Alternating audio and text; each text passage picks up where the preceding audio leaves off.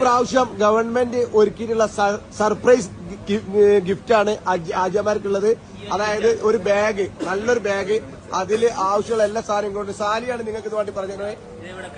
അതെ, മുടി വെട്ടി നോക്കാനുള്ളത്.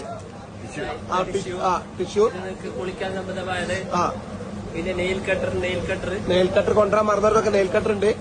പിന്നെ എറിയാല് പണ്ടൊക്കെ കല്ല് പെറുക്കേണ്ടിയിരുന്നു. കല്ല് വരെ ഇവിടെ സ്റ്റോക്കാണ്. കല്ല് പെറുക്കാൻ വേണ്ടിയിട്ട് ആളുകൾ പോവായിരുന്നു. ഇപ്പൊ കല്ല് വരെ ഇവിടെ ചെരുപ്പുണ്ട് ഇവിടെ. അതുപോലെ തന്നെ കല്ല് പെറുക്കാൻ പോയിട്ട് ആളുകൾ തളർന്നിരിക്കും.